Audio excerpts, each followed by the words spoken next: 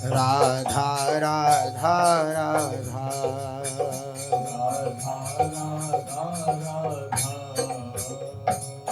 श्री राधा वल्लभ लाल की, महाप्रभु श्री हरिवंश चंद्रजू महाराज की, श्री सद्गुरुदेव भगवान की जय। रसघन मोहन मूर्ति ठाकुर श्री राधा वल्लभ लाल जी, अनंतानंत सखियों की प्राण सजीवन मूरी श्री लाडली जी एवं इन युगल स्वरूपों को हृदय में नित्य नवीन रूप से दुलार करने वाले श्री सद्गुरुदेव भगवान के श्री चरणों में दंडवत प्रणाम है। परमार्थ का स्वरूप है मन से असंगता। मैं मन नहीं हूं और जो मन में उठने वाली वृत्तियां हैं वह भी मैं नहीं हूं। इस बात को समझना। ये बात न समझने के कारण जब मन हमें प्रसन्न करता है तो हम प्रसन्न हो जाते हैं, जब मन हमें दुखी करता है या मन दुखी होता है तो हम दुखी हो जाते हैं, क्योंकि मन के साथ तादात्म्य हो गया है। और परमार्थ का स्वरूप है मन के साथ असंगता। जैसे कहा जाए कि अमुक व्यक्ति ठीक नहीं है तो मुझसे दूर रहा करो। ऐसे माँ बाप समझाते हैं ना अपने बच्चों को, गुरुजन समझाते हैं अपने शिष्यों को, अमुक व्यक्ति, अमुक वस्तु, अमुक पदार्थ, अमुक स्थान ये संग योग्य नहीं है, इसका संग मत करो, इससे असंग रहो, दूर रहो।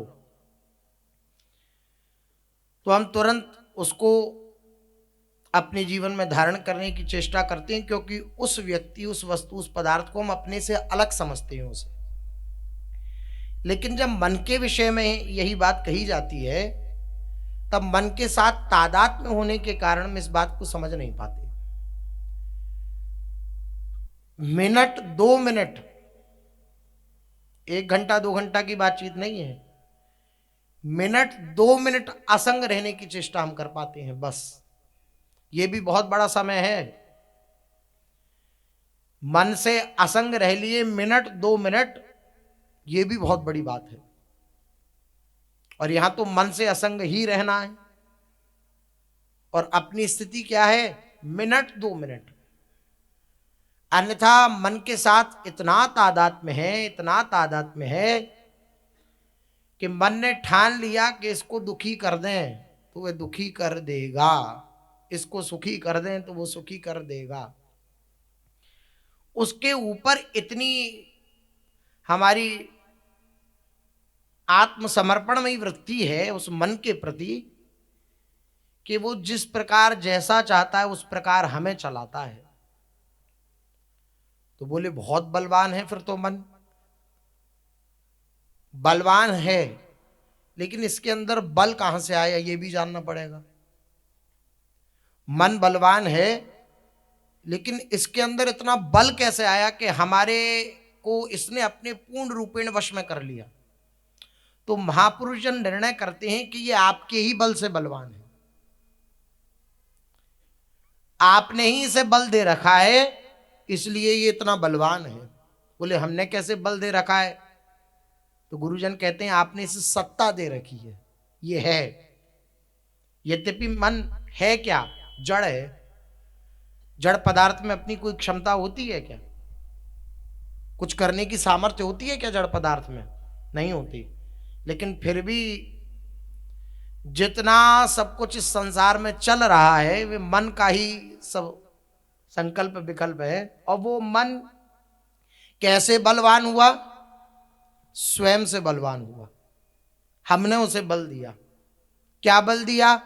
हमने उसकी सत्ता को स्वीकार किया, उसके साथ इतनी घनिष्ठता कर ली, इतनी घनिष्ठता कर ली कि अगर मन के विपरीत चलने की बात कही जाती है तो हम परमार्थ तक को छोड़ सकते हैं, लेकिन मन के विपरीत चलना स्वीकार नहीं कर सकते। इतनी मन के साथ घनिष्ठता स्वीकार कर ली।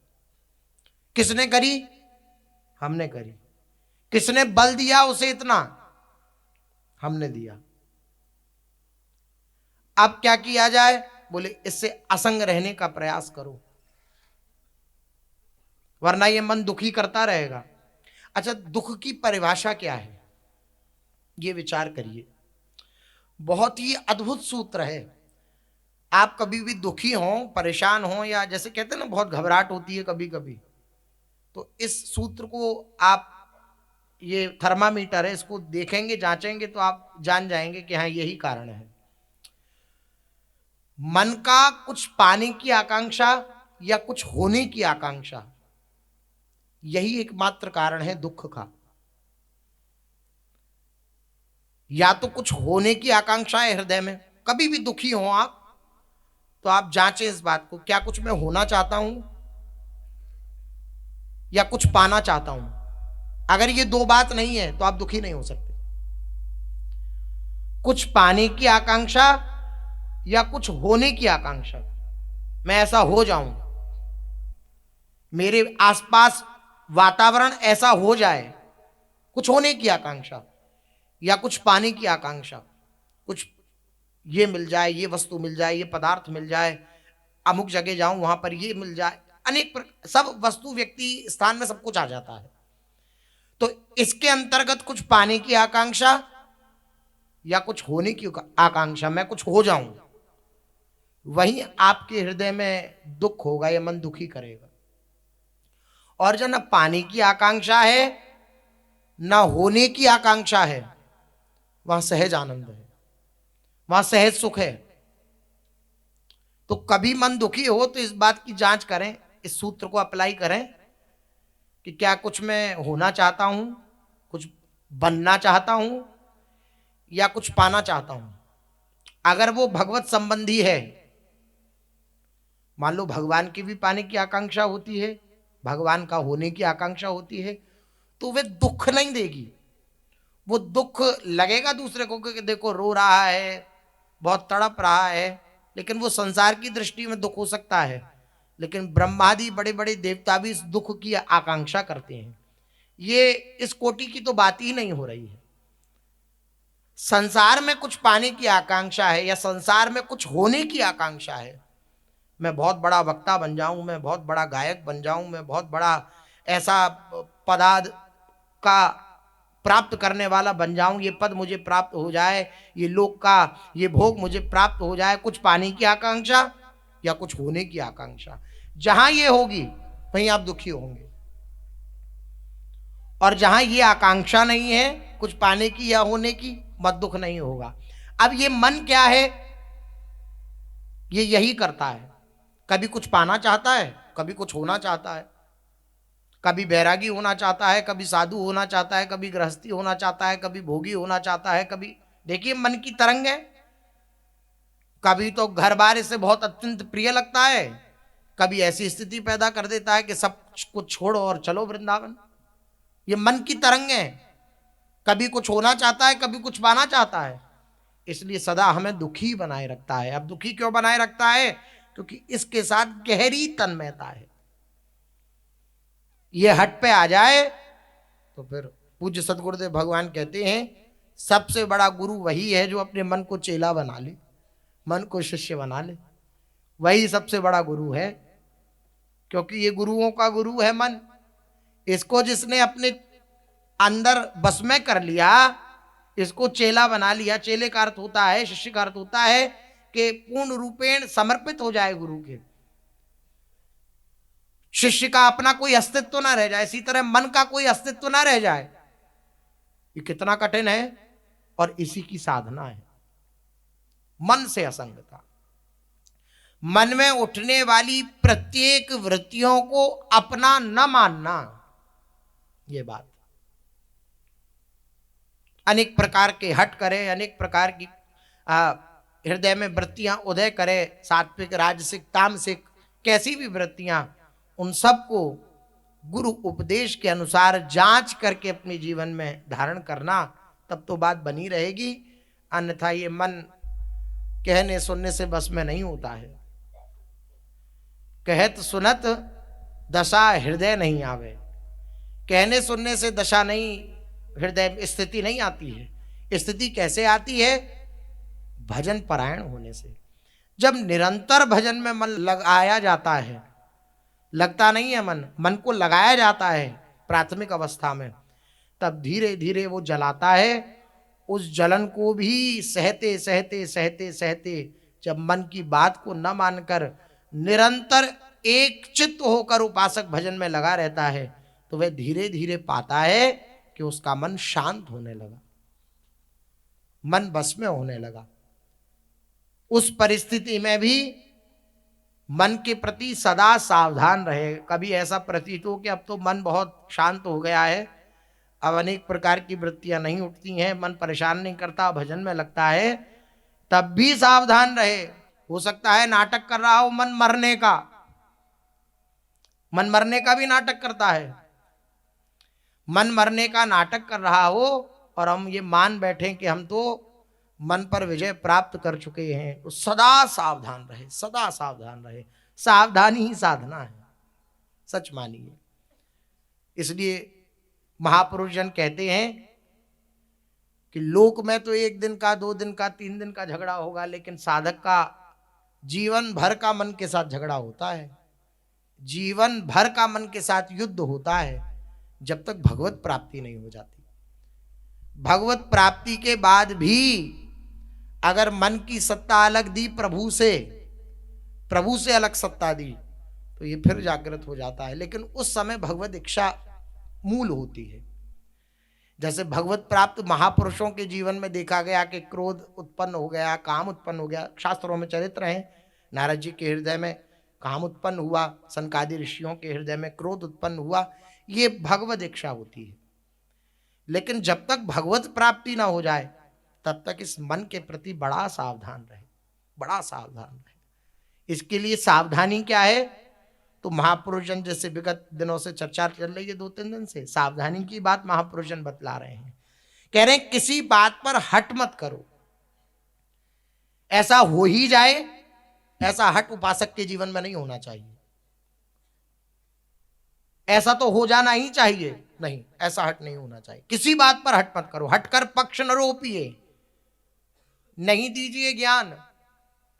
पूरी सखी कह रही हटकर पक्ष न रोपिए। अब मान लो किसी ने अपनी बात कही, हमने अपनी बात निवेदित कर ली, लेकिन वो अपने पक्ष पर अड़ा हुआ है, तो अपने को बस मौन हो जाना चाहिए। हटकर पक्ष न रोपिए, ये साधक का जीवन नहीं है। उसको जिस प्रकार सब ज्ञानी सब ही चतुर और प्रेरक हितचंद, करें करावे आप सब तू ना उरज मति मंद।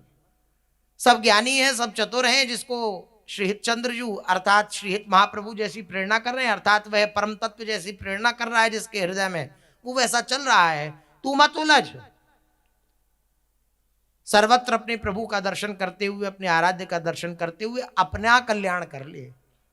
परम पूज्य श्री पंडित जी महाराज की बात ये बड़ी अद्भुत लगी। उन्होंने कहा अपनों काम बनाए के निकल चलो यहां से, यहाँ के झंझटन में मत फंसो।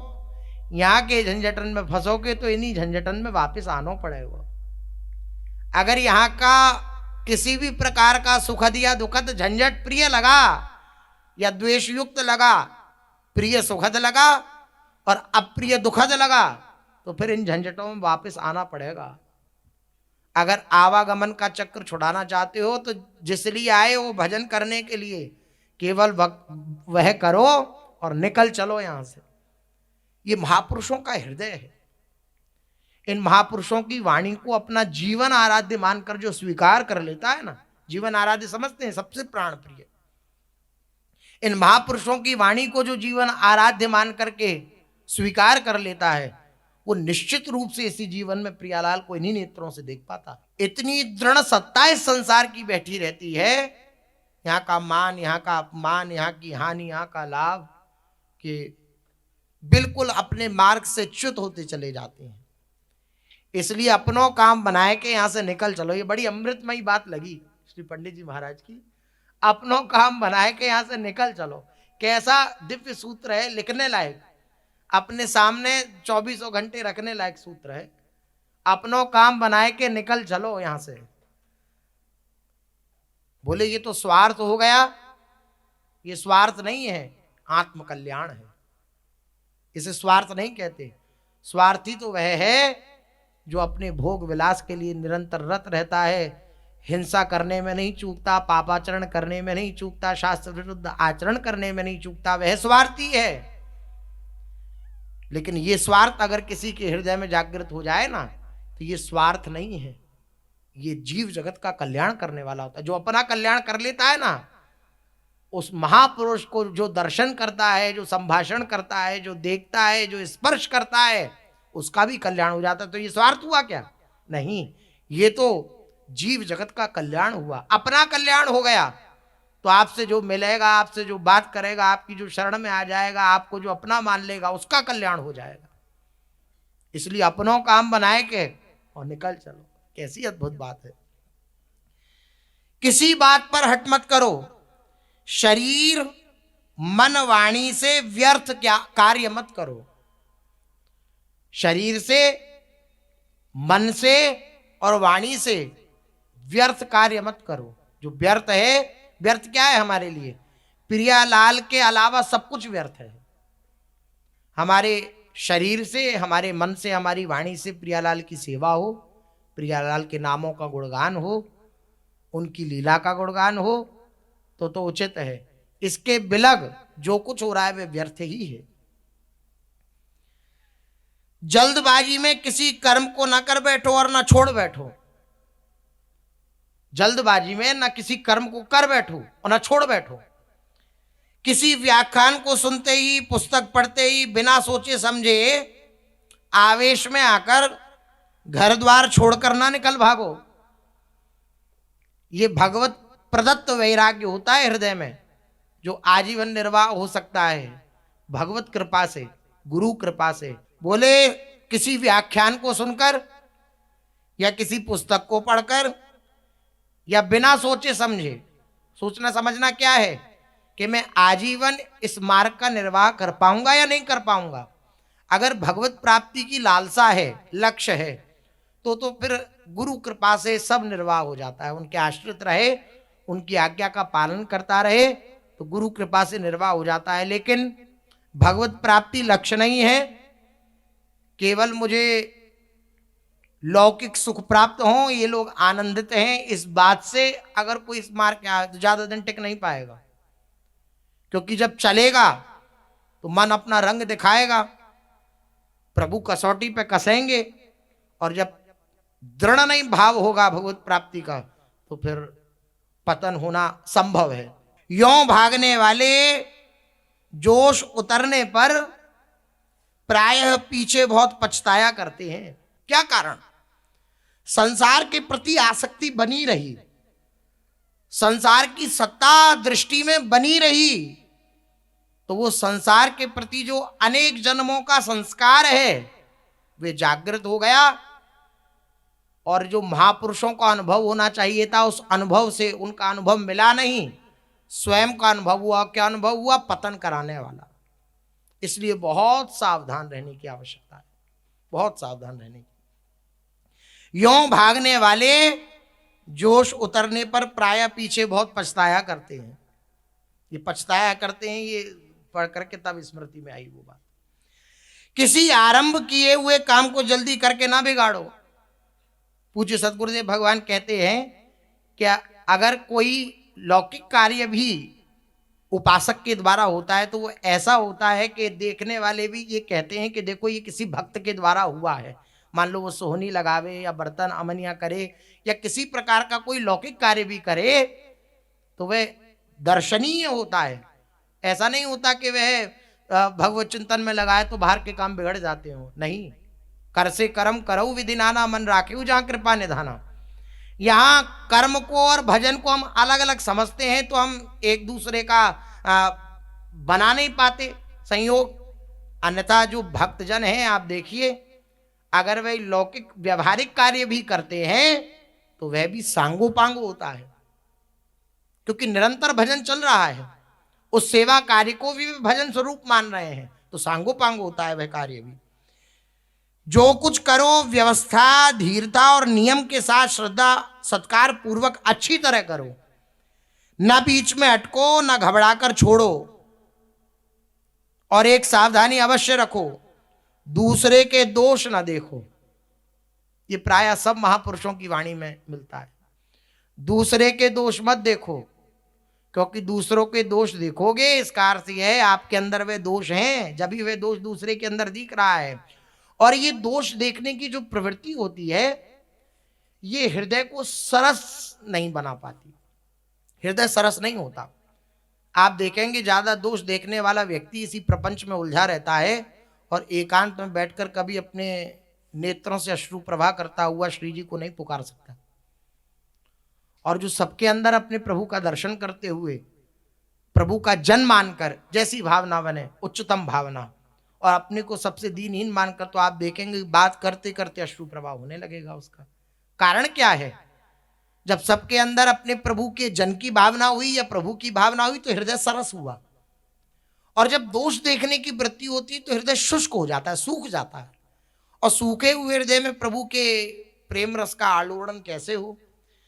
तो इसलिए दूसरे के अंदर दोष ना देखो, दूसरे की निंदा ना करो, पर चर्चा का सावधानी से त्याग करो। ऊपर से अब तक किसी बात के लिए ऐसा नहीं कहा कि सावधानी, लेकिन इस बात के लिए कहा है सावधानी पूर्वक इस बात का त्याग करो कि पर चर्चा ना होने पाए। गुरुजन कहते हैं ना गुण चर्चा होने पाए ना दोष चर्चा होने पाए, क्योंकि अगर गुणों की चर्चा होगी तो गुणों की सत्ता दृढ़ होगी मन में, दोषों की चर्चा होगी तो दोषों की सत्ता दृढ़ होगी मन में। तो गुणिया उभय न देखिए, देखिए सो अविवेक। जो गुण देखता है या गुण या दोष दोनों देखता है, इसका अर्थ यह है वे अविवेकी है, मूर्ख है। इसलिए अविवेकी पुरुष वही है जो दोनों देखता है, गुण और दोष, और विवेकी पुरुष वही है केवल और केवल अपने प्रभु को देखता है, ना गुण देखता है ना दोष देखता है। अपनी वेशभूषा साधारण रखो, बड़ी सावधानी की बात है। अपनी वेशभूषा साधारण रखो। जटा बढ़ाना, मूड मुड़ाना, या तो जटा बढ़ाना या मूड बढ़ाना, वो किसके लिए? गुरु आज्ञा पालन के लिए नहीं। बोले जटा बढ़ जाएगी तो लोग कहेंगे बहुत बड़ा महात्मा है, बहुत बड़ा साधु है। या मूड मुड़ाना, किसी खास ढंग से कपड़े पहनना, खास तरह से चलना, मतलब यह है कि लोग कुछ विलक्षणता देखकर तुम्हारी ओर खींचें। ऐसा पहनावा न पहनो, ऐसा बनावा, ऐसी बनावट मत बनाओ कि अगर मैं ऐसे चलूंगा, ऐसे रहूंगा, ऐसे देखूंगा तो लोग मेरी तरफ आकर्षित होंगे, खिंचेंगे। ऐसा ना हो। जैसी गुरु आज्ञा हो, जिस प्रकार से गुरुजनों ने जो भेष दे दिया हो, जिस प्रकार से रहनी दी हो, उस प्रकार से अपने जीवन को बनाना। जैसे साधारण लोग रहते हैं वैसे ही रहो। किसी से विवाद या शास्त्रार्थ ना करो, ये साधक का लक्षण नहीं है। विवाद करना, शास्त्रार्थ करना, बोले हम भी ज्ञानी हैं, देखो अपना जो अपना पक्ष है उसको देखो हम कैसे प्रतिष्ठित करेंगे, नहीं। बड़े बड़े महापुरुषों के चरित्र भक्तमाल आदि ग्रंथों में है, हार स्वीकार कर ली लेकिन विवाद स्वीकार नहीं किया, शास्त्रार्थ स्वीकार नहीं किया। ये शास्त्रार्थ विवाद ये शुष्क हृदय की पहचान है। भजन में तल्लीन जिसका चित्त रहता है वह तो ये चाहता है कि कम से कम शब्दों में अपनी बात कह करके और मैं निरंतर नाम जप में लगूं। ये भजनीय साधक की स्थिति होती है, भजनीय उपासक की स्थिति होती है। किसी से विवाद या शास्त्रार्थ ना करो। तुम्हें अपनी साधना से जरा भी अवकाश नहीं मिलना चाहिए।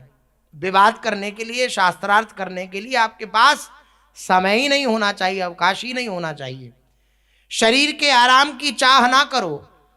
शरीर के आराम के पीछे पागल रहने वाले साधना कभी नहीं कर सकते।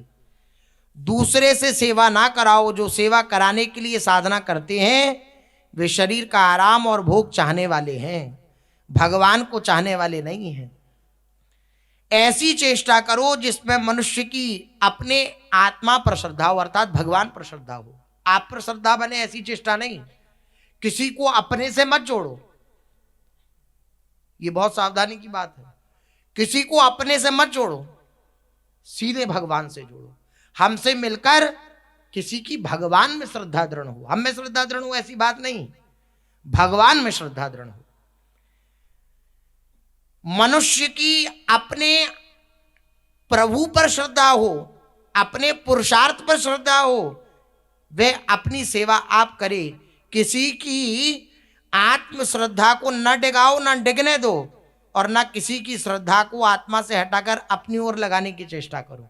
मतलब आत्मा स्वरूप, मतलब जो महापुरुष लिख रहे हैं वे आत्मज्ञानी महापुरुष हैं, तो उस प्रकार से अपने जैसे किसी को भगवान से विलग करके अपने से ना जोड़ो, किसी का प्रेम, किसी की आसक्ति अपने पर ना हो, भगवान के प्रति हो, इस बात की सावधानी रखो। लोगों को रिझाने की चाह और चेष्टा छोड़ दो।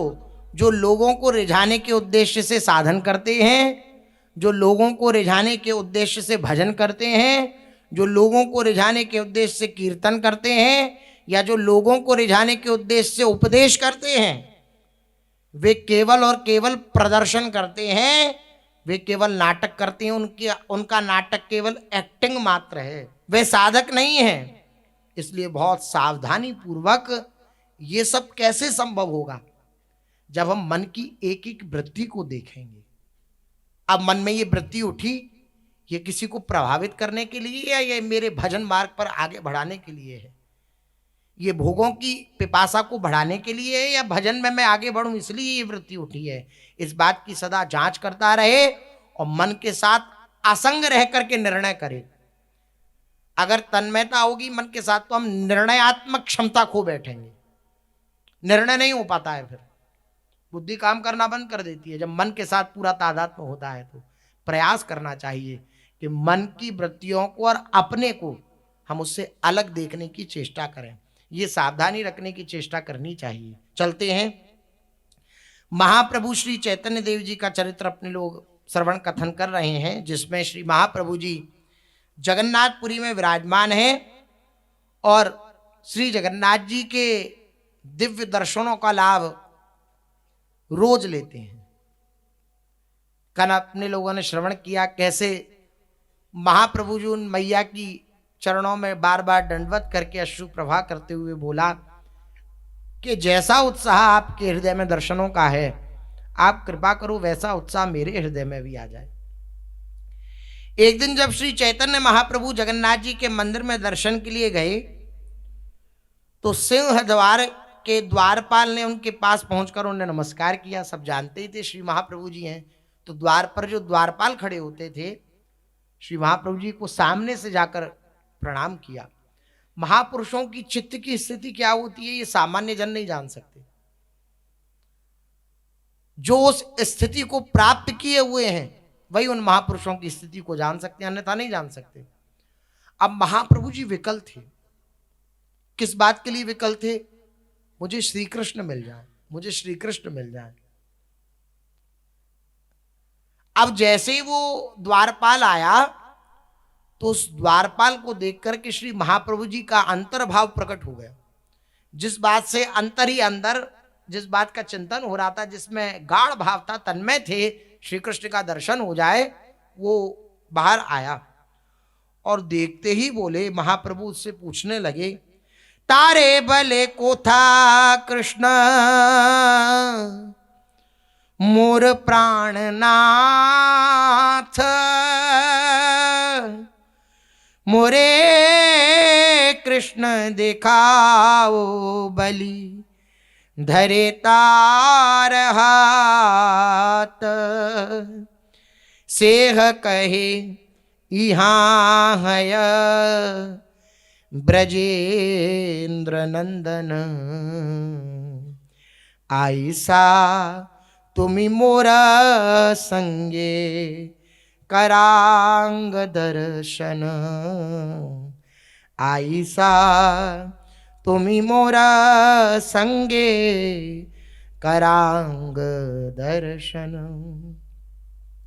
जैसे ही वो द्वारपाल आया तो उस द्वारपाल को देख करके श्री महाप्रभु जी भावावेशित हो गए और देख करके बोले, अरे अरे, तुमने मेरे प्राणनाथ श्री कृष्ण को कहीं देखा है क्या? वे कहाँ हैं, वे कहाँ हैं, मुझे उनसे मिला दो। ये उपासक की स्थिति हो जाती है। आप जब निरंतर भजन में लगेंगे तो आपकी चित्त की स्थिति ऐसी होगी कि अगर किसी संत का दर्शन करेंगे तो आपके हृदय में ये आएगा कि मैं इसके चरणों में गिरकर रोऊं और इससे पूछूं कि मेरे प्रियालाल कहाँ हैं, क्या मुझे प्रियालाल मिलेंगे? अगर इसने एक बार कह दिया कि हाँ मिलेंगे, तो मेरे हृदय को शीतलता होगी। ये उपासक की स्थिति हो जाती है, जो एक चित्त होकर, एक निष्ठ होकर के भगवान की दिव्य भजन में लगता है ना, उसका हृदय बहा बहा डोलता है। प्रत्येक व्यक्ति को देख करके, अरे व्यक्ति की तो छोड़िए, जड़ पदार्थों को देख करके उससे याचना प्रारंभ हो जाती है कि क्या मुझे प्रियालाल कभी मिलेंगे। भोरी सखी की वाणी आप दर्शन करके देखिए, प्रत्येक लता से, यमुना जी से, और जितने भी खगमृग पशु पक्षी हैं इस वृंदावन की, सबसे प्रार्थना करके पूछ रही हैं वे कि क्या कभी प्रियालाल मुझे मिलेंगे। आचार्य चरण की वाणी। आचार्य चरण श्री हरिवंश चंद्र महाप्रभु कहते हैं, हे राधाया रतिग्रह शुका, हे मृगा, हे मयूरा, भूयो भूयः प्रणतिभिरहं प्रार्थये भोनुकंपाम। आप सब हम पर कृपा करो, हे राधा निकुंज वाटी में निवास करने वाले खग मृग पशु पक्षी, हे यमुना जी, हे राधाया रतिग्रह शुका, रतिग्रह श्री लाडली जू के रतिग्रह में निवास करने वाले हे शुक सारिका, आप सब हम पर कृपा करो, कभी क्या लाडली जू का दर्शन होगा। ये स्थिति आ जाती है। प्रत्येक पदार्थ को देखकर, प्रत्येक जड़ वस्तु को देख करके उसकी आकांक्षा उसके चरणों में लौटने की होती है। मैं इसके चरणों में गिर करके प्रार्थना करूं, ये अगर कह दे, बार बार ये बात सुनने की आकांक्षा होती है चित्त में उपासक के, कि ये अगर कह दे कि हाँ तुझे श्री जी मिलेंगी, तो बस वो इस बात में उत्साहित होगा कि इसने कह दिया, मेरे में तो इतना साधन बल नहीं है, मेरे में तो इतनी योग्यता नहीं है, मेरे में तो इतना ऐसा साधन नहीं है कि जिसके प्रताप से मैं ये दावा कर सकूं कि श्री जी मुझे प्राप्त होंगी। लेकिन ये संत है, ये प्रियाजू का निज पार्षद है, अगर इन्होंने कह दिया है तो लाडली जी मुझे अवश्य मिलेंगे, अवश्य मिलेंगी। ये उत्साह रहता है। ये जो भजन परायण रहता है उसके जीवन की स्थिति ऐसी हो जाती है कि सर्व तरफ देख करके बस राधा माधव से कोई मिला दे मुझे, राधा माधव से कोई, जिस कुंज में श्यामा श्याम बिहरे, उस कुंज की राह बता दे कोई, राधा माधव से कोई मिला दे मुझे। ये आकांक्षा होती है। जिस कुंज में, जिस वन में, जिस जगह मेरे प्रियालाल मिलते हो, कोई रास्ता बता दे, कोई उनकी चर्चा सुना दे, कोई उनके बारे में सुना दे, कोई उनका नाम सुना दे, ये आकांक्षा। अब द्वारपाल है, देखते ही द्वारपाल को श्री महाप्रभु जी बोल उठे, कोथाए महार कृष्ण, कह रहे हैं कोथा कृष्ण मोर प्राणनाथ, मेरे प्राणनाथ श्री कृष्ण कहाँ हैं, कहाँ हैं, तुमने देखे क्या, वे कहाँ हैं, तुम जानते हो क्या। और अश्रु प्रवाह हो रहा है। श्री महाप्रभु जी ने उस द्वारपाल के हाथों को पकड़ा और पूछ रहे हैं प्रेम से। कंपन होने लगा उस द्वारपाल के शरीर में। प्रेम स्वरूप श्री चैतन्य महाप्रभु जब स्पर्श किया उस द्वारपाल का, तो ऐसा अनुभव कभी नहीं हुआ था उस द्वारपाल को जैसा आज अनुभव हुआ। श्री महाप्रभु जी के स्पर्श से उसके हृदय में भी प्रेम जागृत हो गया। अब वो घबराया, क्योंकि ऐसी स्थिति उसने कभी देखी नहीं थी किसी की। वो घबराया कि अब मैं इनको सांत्वना कैसे दूं, इनको कैसे कहूं, क्या कहूं। द्वारपाल का हाथ पकड़ा तो द्वारपाल ने उत्तर किया, महाराज महाराज महाराज, कुछ कहना चाहता है, कह नहीं पा रहा है। उसके मुख में आया, नंदजू का लाला, नंदजू का लाला, आप आओ मेरे साथ, मैं आपको दर्शन कराता हूं, वो अंदर है। ऐसा उस द्वारपाल ने कहा। चैतन्य महाप्रभु क्या जानते नहीं है कि मंदिर में आए हैं, ठाकुर जी होंगे, लेकिन बाह्य स्थिति नहीं है, बाह्य चेतना नहीं है, अपने भावराज में निमग्न है। जो अपनी भावना में निमग्न होता है वो मंदिर जाकर भी श्री ठाकुर जी का आस्वादन कर पाता है, और जो लौकिक भाव में ही तन में होता है वो दर्शन नहीं कर पाता, दर्शन करते हुए दर्शन नहीं कर पाता। अपने भावराज में निमग्न है श्री महाप्रभु जी, और बस पुकारते हुए कोथा कृष्ण मोर प्राणनाथ, कोथा कृष्ण मोर प्राणनाथ, कोथा कृष्ण मोर प्राणनाथ, ऐसा पुकारते हुए उस द्वारपाल के हाथ को पकड़ के उसके पीछे पीछे दौड़ने लगे। जितने निज परिकर के लोग हैं सब इस लीला का दर्शन कर रहे हैं और अश्रु प्रवाह हो रहा है। कैसी विकलता है श्री महाप्रभु जी के चित्त में। द्वारपाल से कहा कि आज से तुम मेरे मित्र हुए। मित्र क्यों हुए? तुमने नंद नंदन से मुझे मिला दिया, नंद नंदन की प्राप्ति कराई दी तुमने मुझे, तुम मेरे मित्र हो। मेरे हृदय के स्वामी को जरा दिखला तो दो। तुमने कहा नंद नंदन यही है, दिखला दो दिखला दो। इतना कहने के बाद वे दोनों जगमोहन नामक स्थान पर गए। जगमोहन होता है श्री ठाकुर जी के सामने। जगन्नाथ जी, सुभद्रा जी, बलदेव जी विराजमान हैं, सुदर्शन चक्र जी विराजमान हैं। सभी लोग जगन्नाथ जी का दर्शन कर रहे हैं। श्री चैतन्य महाप्रभु की तरफ देखकर द्वारपाल ने कहा, वो देखो वो देखो, वो रहे नंद नंदन। अब सब दृश्य गायब श्री महाप्रभु जी के सामने से। और आंतरिक भाव यह है, किसी का दर्शन नहीं हो रहा, जगन्नाथ जी के उस स्वरूप का दर्शन हो रहा है, द्विभुज मुरली मनोहर। जगन्नाथ जी जगन्नाथ स्वरूप में विराजमान नहीं है। गरुण स्तंभ के पास उस द्वारपाल ने खड़ा किया, गरुण स्तंभ के पीछे श्री महाप्रभु जी खड़े हुए और वहां से जैसे ही देखा जगन्नाथ जी को, उन्होंने देखा जगन्नाथ जी कृष्ण बने हुए। यद्यपि कृष्ण ही हैं, लेकिन द्विभुज मुरली मनोहर वंशी धारण किए हुए श्री कृष्ण विराजमान है। ऐसा श्री जगन्नाथ जी को देख करके श्री महाप्रभु जी को दर्शन हुआ। ये हृदय की लालसा ऐसी तीव्र कि उस द्वारपाल के चरणों में पड़ गए। उस द्वारपाल को उसको अपना मित्र घोषित कर दिया और जाकर के दर्शन किया। तो अपने मोर प्राणनाथ कोथा कृष्ण, वो जो बार बार पुकार रहे थे, वही दर्शन द्विभुज मुरली मनोहर श्री श्याम सुंदर के दर्शन श्री महाप्रभु जी को हुए। श्री चैतन्य महाप्रभु जब श्री मंदिर में थे तब भगवान जगन्नाथ को गोपाल वल्लभ भोग, गोपाल वल्लभ भोग कहते हैं, जैसे अपने यहाँ बाल भोग होता है, ऐसा ही श्री जगन्नाथ जी के गोपाल वल्लभ भोग, गोपाल वल्लभ भोग नामक भोजन अर्पित किया जा रहा था। शंख ध्वनि हो रही थी, घंटे की ध्वनि हो रही थी, आरती की जा रही थी।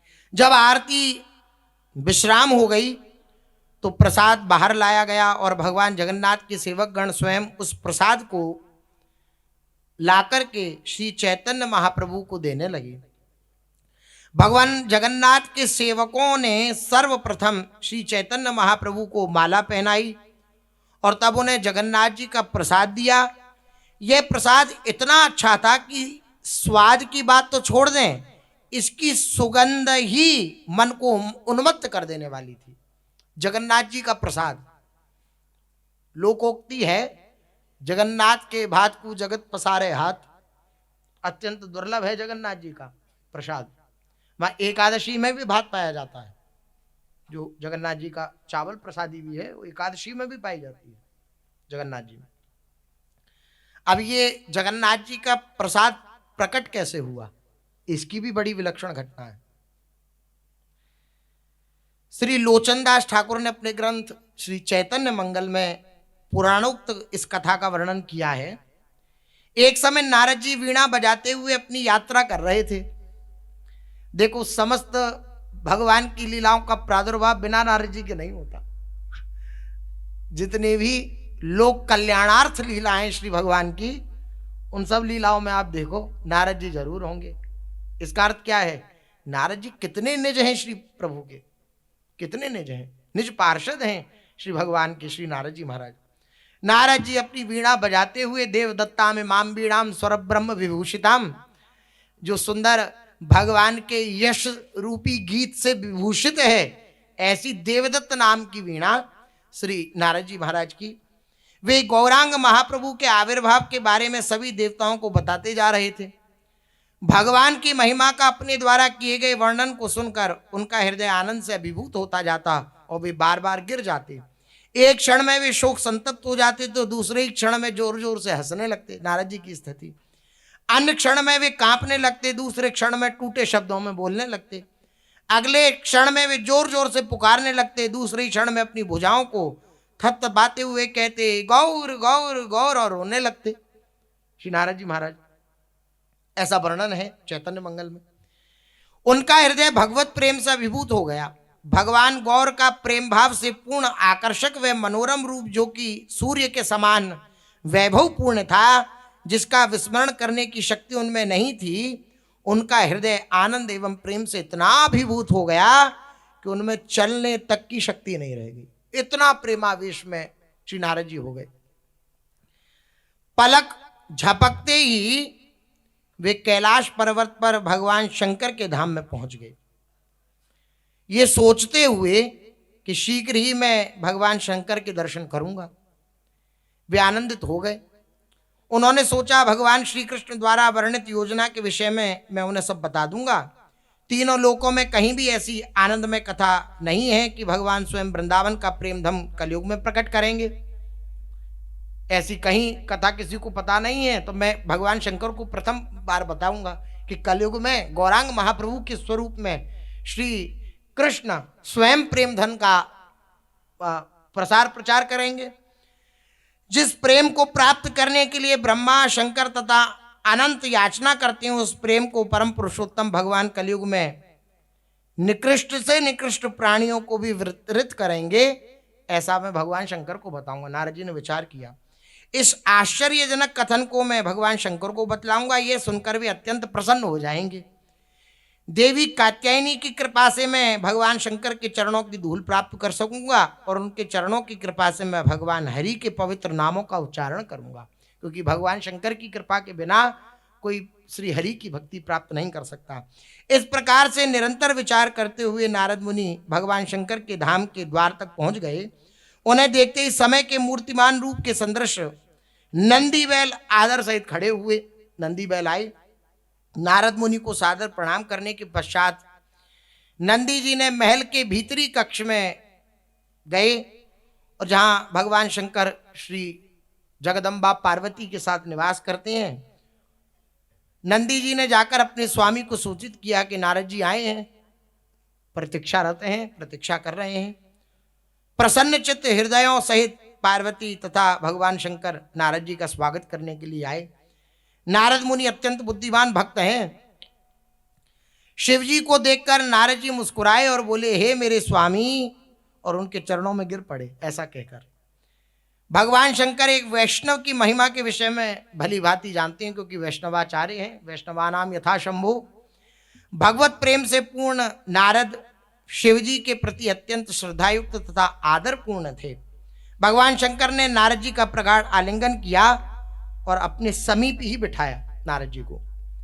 तब नारद जी प्रसन्नता पूर्वक पार्वती जी के चरणों में गिर गए और उनसे वार्तालाप करने लगे। माता के समान स्नेही कात्यायनी देवी ने नारद जी से पूछा कि हे महामुनि नारद, कृपया अपने मांगलिक व गौरवपूर्ण जीवन के विषय में हमें बतलाइए। आप 14 लोगों के बारे में सब कुछ जानते हैं। कहाँ कौन सी ऐसी जगह है जहाँ भ्रमण न करते हो? तो सब जगह का आता पता आपको है। कहाँ क्या हो रहा है, कब होगा या होने वाला है, वे सब आपको पता है। आपका यहाँ आना शुभ है। आप कहाँ से आए हैं? तो नारद मुनि ने कहा कि आप इस अद्भुत कथा को सुनिए। आप दोनों इस जगत के माता पिता हैं और सदैव जीवों का उद्धार करने की इच्छा आपके हृदय में सदा बनी रहती है। तो आप इस कथा को सुनिए। प्राचीन समय में जिस महान रहस्य के विषय में आपने सुना था, अब आप इसे भूल गए हैं।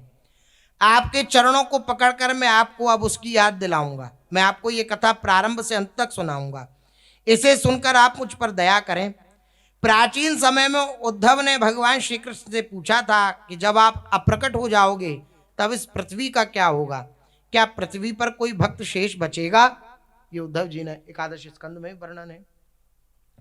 इन शब्दों को सुनकर भगवान श्री कृष्ण ने आत्म साक्षात्कार के विज्ञान का वर्णन किया था। उन्होंने कहा, मैं जल हूं, मैं भूमि हूं, मैं पृथ्वी हूं, मैं वृक्ष हूं, मैं देवी हूं, मैं देवता हूं, मैं गंधर्व हूं, मैं ही यक्ष हूं, मैं ही राक्षस हूं, मैं ही सृजन करता हूं, मैं ही संहार करता हूं, मैं समस्त प्राणियों का प्राण हूं, मैं सर्वस्व हूं, तो मैं अंतर्ध्यान कैसे हो सकता हूं? जब सब कुछ मैं हूं तो अंतर्ध्यान कैसे हो सकता हूं? भगवान श्री कृष्ण के इन शब्दों को सुनकर उद्धव जी ने अचानक अपना हाथ अपने वक्षस्थल पर धारण किया और निष्कपट भाव से हृदय के अंतस्थल से बोले। उन्होंने कहा, स्वामी आप सर्वस्व हैं ये मैं जानता हूं, आप सब कुछ बने हुए हैं ये भी मैं जानता हूं, आपसे अलग कोई वस्तु नहीं है, आपसे अलग कोई भी वस्तु केवल दुख व पीड़ा ही है और कोई आपसे विलग नहीं है, परंतु आपके चरण कमल मुझे आपसे अधिक प्रिय हैं। आपसे भी अधिक प्रिय मुझे क्या है? आपकी चरण कमल। अपने मुख से उन महान आत्माओं को उपयुक्त रूप से वर्णन करने की शक्ति मुझ में नहीं है जो चमकते हुए चंद्रमा सदृश आपके चरणों के अंगूठे के नाखूनों को आश्रय स्वीकार किए हुए हैं। आपकी महिमा का मैं वर्णन कर सकता हूं, लेकिन उद्धव जी कह रहे हैं कि आपके चरणों के नाखून का अर्थात अग्रभाव का जो आश्रय लिए हुए महात्मा जन हैं उनकी महिमा का गान मैं नहीं कर सकता। मैं तो बड़ा आनंदित हूं, मुझे किसी प्रकार का कोई भय नहीं है इस माया से, क्योंकि त्वयोग भुक्तस त्रगंध वासोलंकार चर्चिता उच्छिष्ट भोजिनो दासास तब मायाम जये मही। मुझे इस माया से डर नहीं है, आप सर्वत्र हैं, सब जगह आप विद्यमान हैं ये मैं जानता हूं, लेकिन ये अनुभव कोई महापुरुष जन करवाते हैं और आपकी जब तक लीला नहीं होती है, आपके महापुरुषों का आश्रय नहीं होता, तब तक इस बात का भी ज्ञान नहीं होता कि आप सर्वत्र हैं। मुझे इस बात का डर नहीं है कि ये माया मेरे को परास्त कर सकती है क्या? नहीं, मुझे परास्त नहीं कर सकती। बोले अच्छा, अहंकार तुम्हारे अंदर, तुम्हें माया परास्त नहीं? बोले नहीं, अहंकार नहीं है, आपकी कृपा का आश्रय है। कैसे?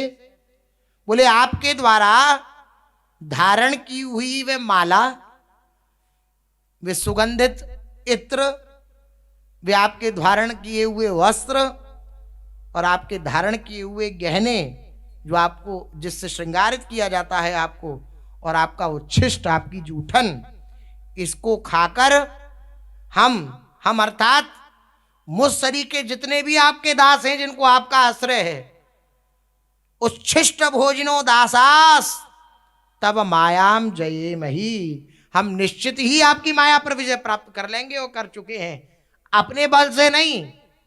आपके प्रसादी वस्त्र, आपके प्रसादी माला, आपकी प्रसादी जूठन, इसको पाकर के हम आपकी माया पर विजय प्राप्त कर लेंगे। लेकिन उद्धव ने कहा, मोर बल उच्छिष्ट भुंजिया हरिदास, तोर माया जिनी तोर उच्छिष्टेर आश। आपके उच्छिष्ट का भोग करके भगवान हरि का ये सेवक आपकी माया शक्ति पर विजय प्राप्त कर लेगा, इसलिए आपके जूठन का सेवन करने के लिए मैं लालायित रहता हूं।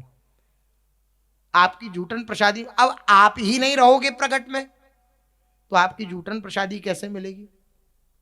आप जा रहे हो इस धराधाम को छोड़ करके, और इस जूठन प्रसादी को पाकर के अनंत अनंत आपके दास इस माया पर विजय प्राप्त कर लेंगे। जब आप यद्यपि सर्वत्र हो लेकिन प्रकट रूप में जब तक विराजमान नहीं रहोगे तो आपकी उच्छिष्ट प्रसादी कैसे मिलेगी?